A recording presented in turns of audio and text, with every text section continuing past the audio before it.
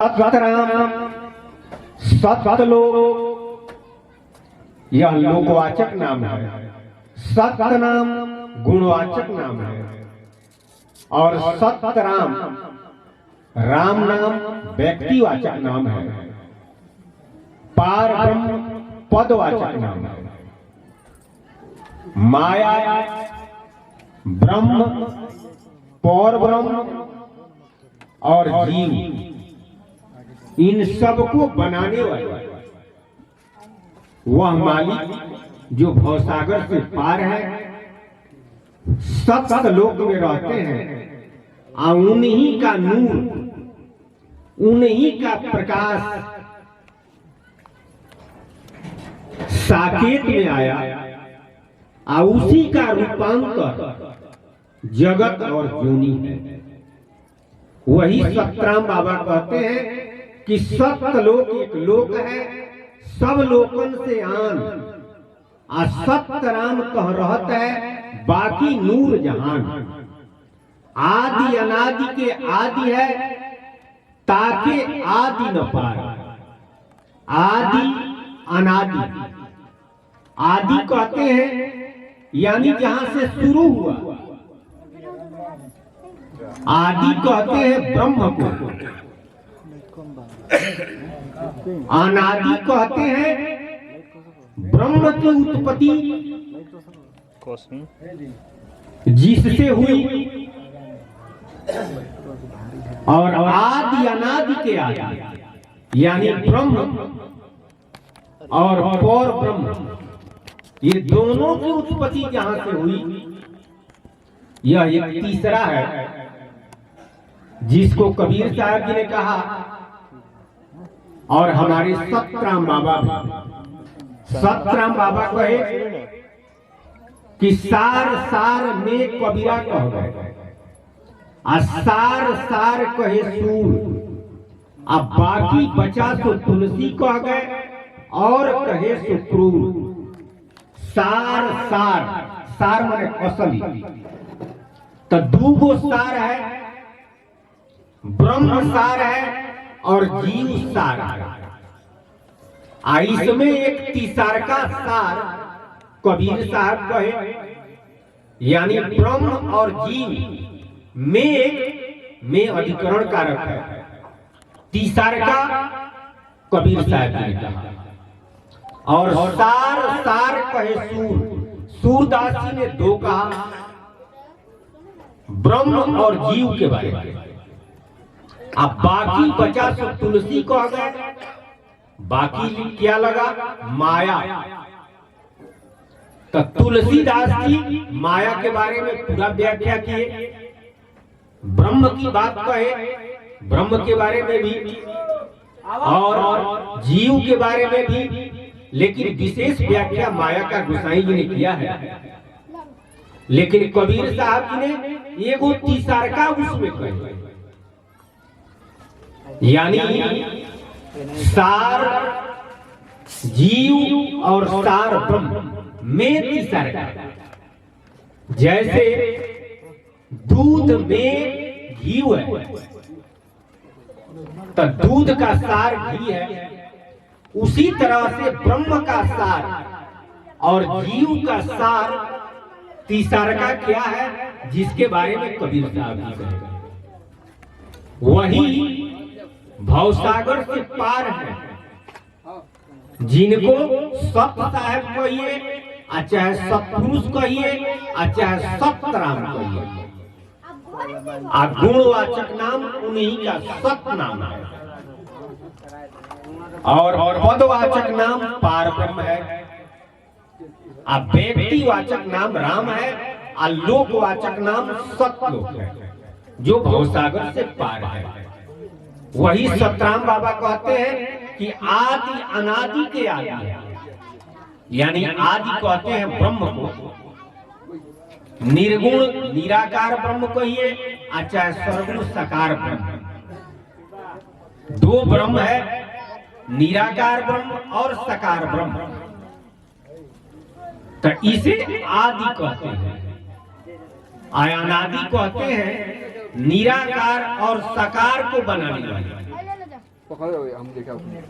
निर्गुण साकार ब्रह्म, यानी निर्गुण साकार, सरगुण साकार और निर्गुण निराकार, तीन गुण हुआ। तो निर्गुण साकार से सरगुण साकार और निर्गुण निराकार। तो निर्गुण निराकार और सरगुण साकार को ब्रह्म कहते हैं और निर्गुण साकार को पर ब्रह्म कहते हैं। यह ब्रह्म का भेद है। तो ब्रह्म को आदि कहते हैं और पर ब्रह्म को अनादि कहते हैं। लेकिन दोनों को बनाने वाले आदि अनादि के आदि है, यानी दोनों को बनाने वाले वह सत्पुरुष पारब्रह्म सतरामी है। दादू दरिया संतरु कह कबीर तत्सार। दादू साहब, दरिया साहब, कबीर साहब तत्व का सार बताए। आप लोग सुने होंगे तत्दर्शी, तत्दर्शी महात्मा है, तत्दर्शी संत है। हरि वांग तत्, तीन गुआया है, लेकिन वो चौथा है सत। तो हरि किसे कहते हैं, वंग किसे कहते हैं और तत् किसे कहते हैं? तीनों को बनाने वाले सत। वास्तव में सत से ही तत्व हुआ, तत्व से वंग, वंग से जगत और जोनी, चाहे सारा देवी देवता सब कुछ ओंकार से बना। लेकिन वंग तत्व से और तत्व सत से, सत से तत्व, तत्व से तत्व, तत्व से जगत भी। अब ओंकार को भी तत्व कहेंगे, लेकिन ओंकार में और तत्व में भेद है। क्योंकि हरिराम, वंगराम, तत्राम और सतराम। तो वंगराम और तत्राम में भेद हो जाएगा। तत्राम यानी जीव राम, आत्म राम, और वंगराम का माने ब्रह्म राम, निराकार ब्रह्म चाहे साकार ब्रह्म। तो जीव है तो अब ब्रह्म का महत्व है। अगर जीव निकल जाता है तो इसमें निराकार ब्रह्म रहकर कुछ कर नहीं सकता है। यह दोनों भेद समझना है। वही सतराम बाबा कहे कि दादू दरिया संतरु कह कबीर तत्सार। संत सुजान संत लोग तत्व का सार बतलाए। तो तत्व का सार क्या है? सत। और सत क्या है? राम नाम। राम नाम पार ब्रह्म का व्यक्तिवाचक नाम है। पार ब्रह्म का अवतार नहीं होता है, प्रभुता का अवतार होता है। यानी निराकार और साकार सब जगह है, लेकिन प्रभु एक देशीय है। प्रभु की प्रभुता निराकार और साकार है, जो सब जगह है। विषय पर आएगा। तो सतराम जब इच्छा की ना, सीताराम प्रगट तब लेना। अब भरत हो, लखन शत्रुघ्न हो भाई, अब प्रगटे पांचों अंश कहाई। सतराम जी जब इच्छा किए, यानी सत साहेब जिसे पार ब्रह्म कहते हैं। कबीर साहब जी ने कहा कि पुरुष निरंजन मन भया, इच्छा नारी विचार। ये दो मिली जग रचा, संतों करो विचार। पार ब्रह्म सतराम जी के मन के रूप भगवान निरंजन जिसे पर ब्रह्म कहते हैं, और वही पार ब्रह्म सतराम जी के इच्छा के रूप अद्या जिसे आदि शक्ति कहते हैं। अवतार होता है तो नाम सीता और राम पड़ता है, लेकिन खाली सीताराम जी का अवतार नहीं होता है। भरत, लक्ष्मण और शत्रुघ्न पांचों अंश, तो यह 5 अंश सत्यलोक से साकेत में आया। सतराम जब इच्छा की ना सीता राम प्रगट तब लिन्हा। अब भरत लखन शत्रुघ्न हो भाई, अब प्रगटे 5 अंश कहा, यानी साकेत में। यहाँ अयोध्या की बात नहीं है, साकेत में यह 5 अंश आया। वही 5 अंश से ब्रह्मांड में सर्वगुण रूप से 5 वही 5 अध्यात्म में मन, बुद्धि, चित्त, अहंकार, इच्छा। तो यहाँ अध्यात्म में भी, ब्रह्मांड में भी और साकेत में भी। अयोध्या में जब अवतार होता है तो वही 5 अंश, यानी 4 अवतार अयोध्या में और 1 जनकपुर में सीता जी, तब 5 होता है। तो सतराम जब इच्छा की ना सीता राम प्रगट तब लीना। अब भरत लखन शत्रुघ्न हो भाई, अब प्रगटे 5 अंश कहाई। साकेत लोक किन्नो बासा, राम अनादि ताहि को भाषा। साकेत लोक में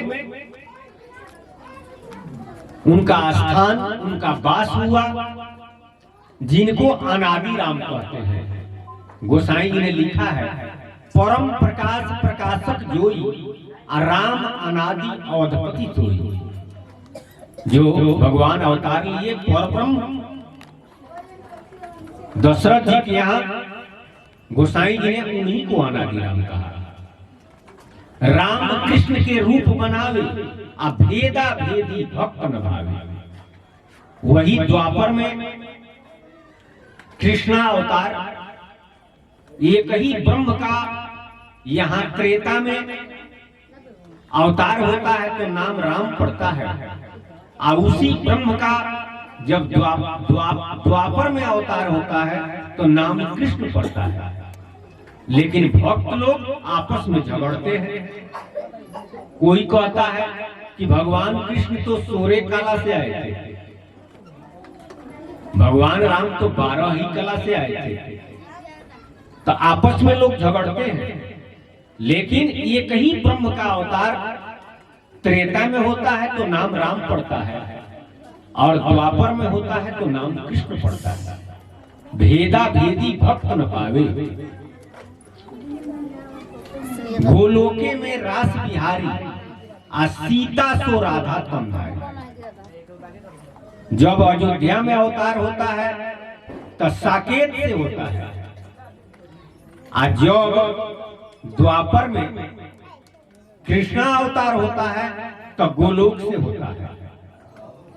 भगवान जब अयोध्या में आते हैं तो मर्यादा में रहते हैं, लेकिन जब कृष्णा अवतार होता है तो भगवान मर्यादा में नहीं रहते हैं। गोलोक समझिए कि एक क्लब है, खेल का मैदान। तो खेल के मैदान में खेलने के लिए जो भी जाता है, चाहे वो अफसर हो या चपरासी हो, उसमें वो बराबर होता है, उसमें मर्यादा नहीं रहता है। खेलने वाला सब लोग खिलाड़ी है।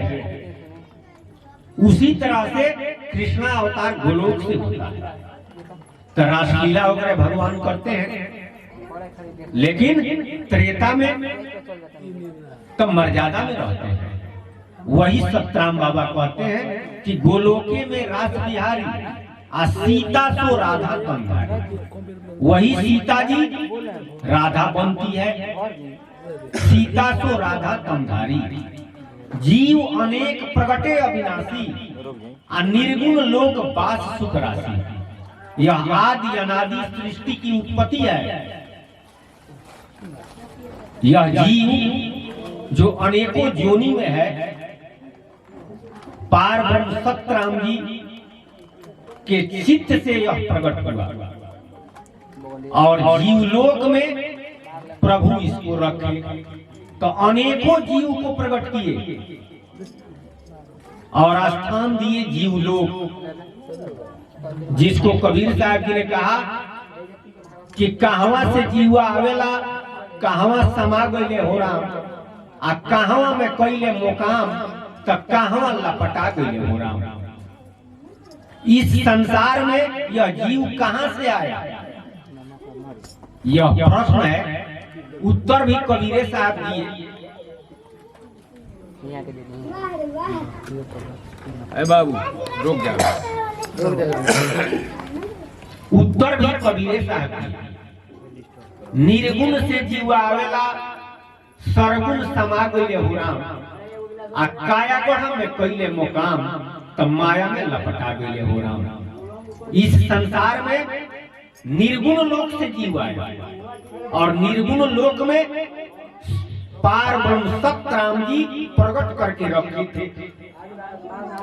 तो जब यह जीव जीवलोक में था तो उपकरणहीन था, होश आवास नहीं था।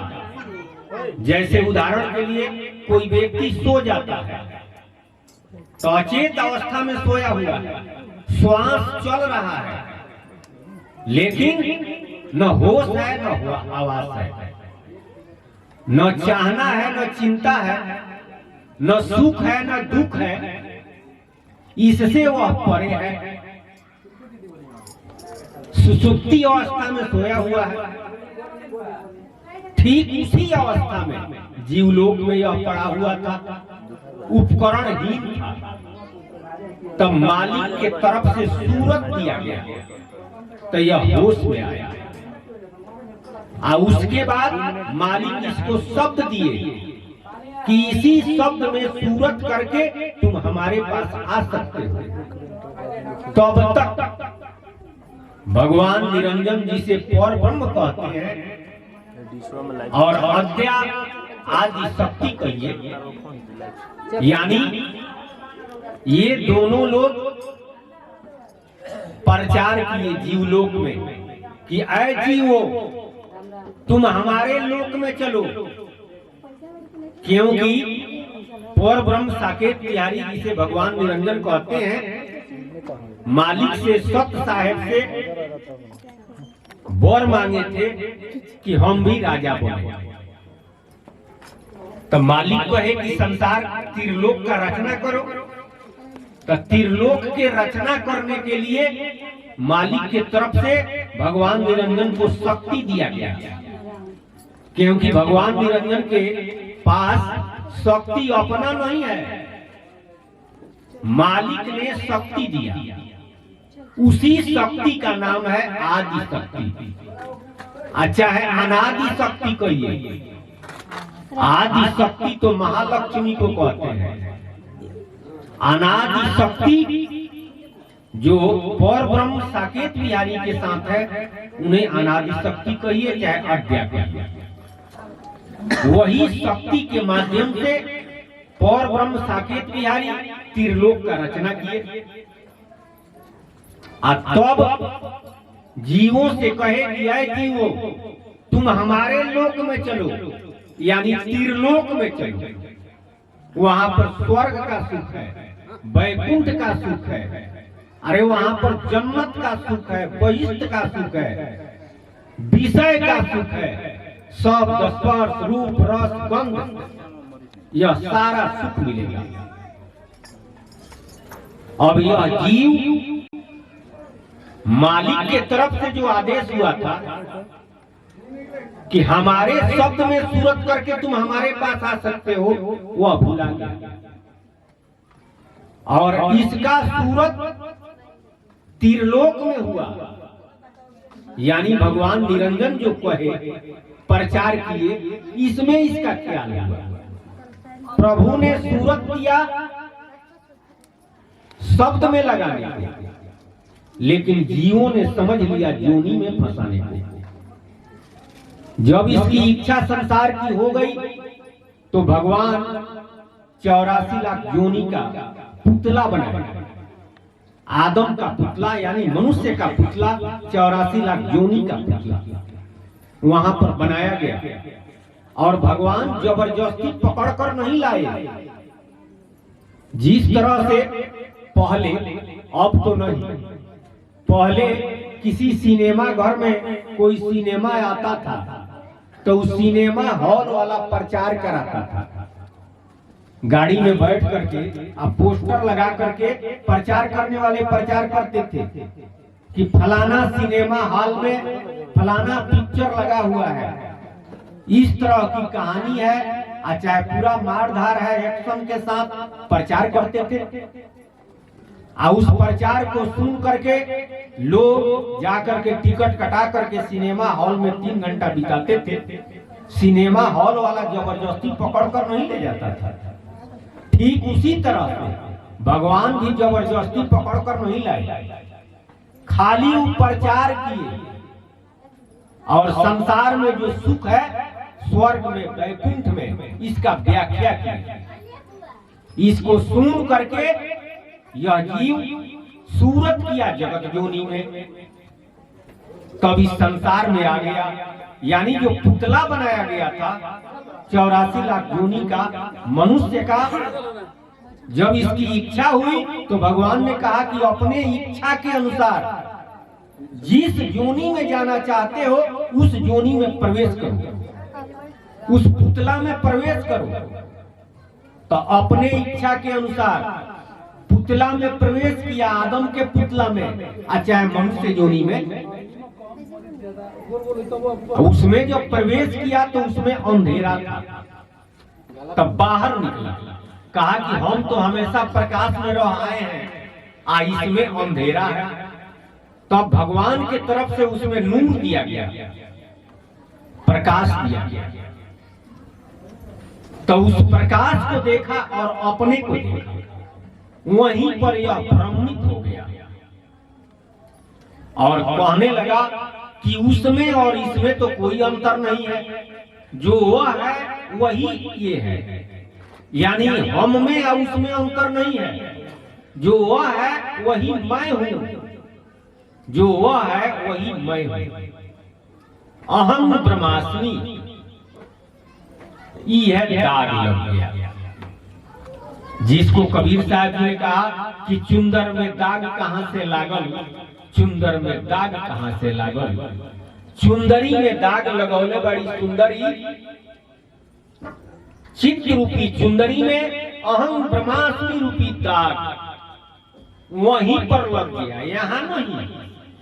यानी जीव लोके में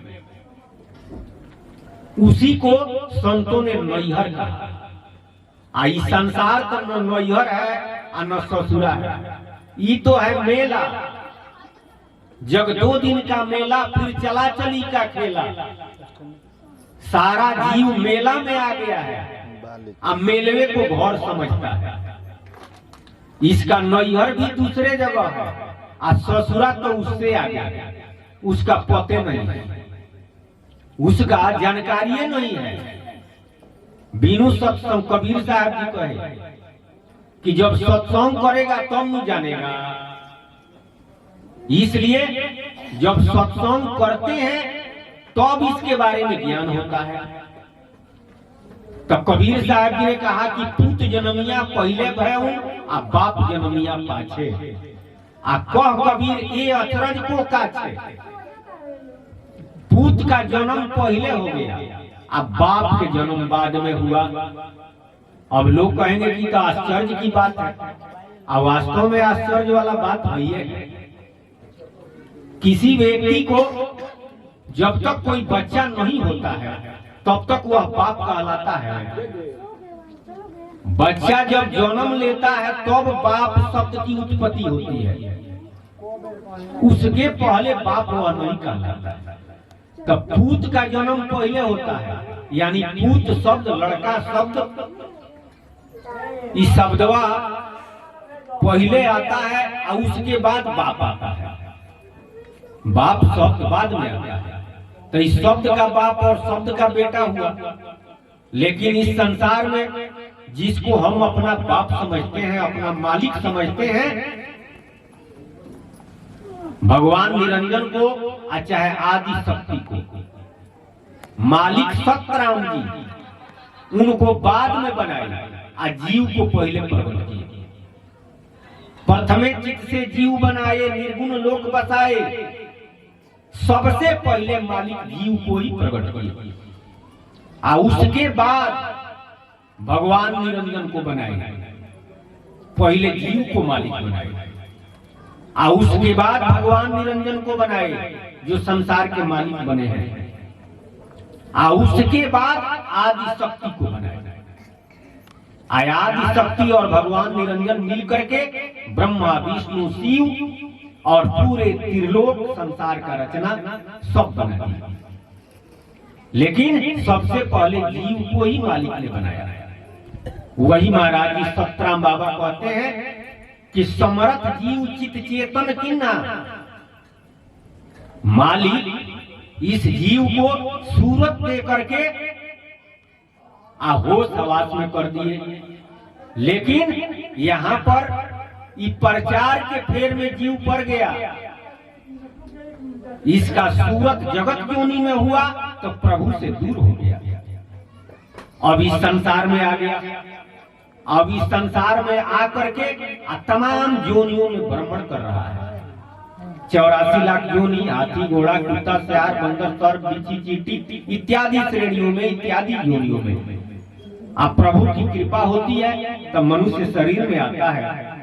अब मनुष्य शरीर ही एक ऐसा शरीर है जिसमें आकर के अगर यह सत्संग करता है और सतगुरु के शरण में जाता है तब फिर इसका राह यानी मालिक ने जिस वास्ते सूरत और शब्द दिया